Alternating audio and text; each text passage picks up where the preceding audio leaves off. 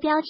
轰20为何惊艳亮相？大飞机四兄弟厉害了，让中国梦更灿烂。最迟露面的轰20何时揭开神秘面纱？近日，一张6架国产运20运输机同时停放在停机场上的照片在网络上曝光，打破了自2016年该机服役以来多机同框数量的记录，引发不小关注。而据权威人士最新披露，AG600将在7月进行首次水上试飞，国人期待的 C919 正在演2架紧试飞，而轰20也在近期被卫星拍到20分，引人关注。6架运20同框的意义是飞版的众所周知运20、AG600、轰负20和 C919 被誉为国产大飞机的四兄弟。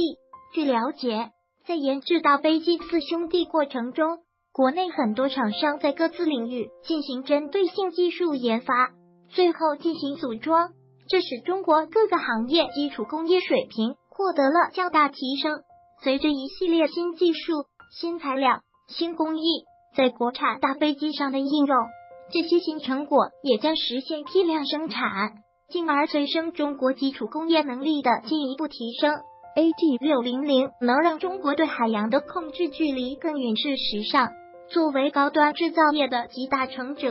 运20、AG600、轰负20和 C919 所体现的不仅是一架大型飞机的价值，更关乎中国整个国家制造业的水平。运到20能显著提升中国空军战略投送能力、远程空降作战能力。AG600可以使中国具有在第一岛链内的任何地点5小时内到达的快速救援能力。C919不但提升中国的民航科技水平，更能为中国空军提供辅助军机改装平台。而轰20的意义就更不用多说了。C919能改装加油机和预警机，对于中国大飞机制造能力的提升这一点，美欧是相当清楚的。而他们更清楚的是，一旦中国大飞机产业形成气候，他们将会失去的绝不仅仅是一定的中国市场份额。因此，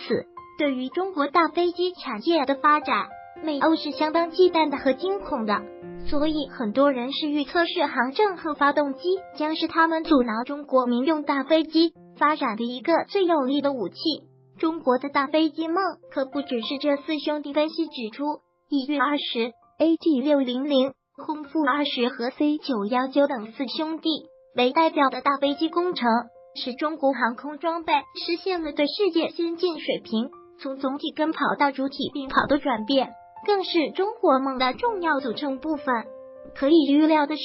未来的中国航空工业将紧随中国军队的战略转型，不断加强技术攻关和自主创新，最终使中国跻身世界少数自主掌握大飞机研制能力的强国之列。均凭陈光文撰于2018年5月2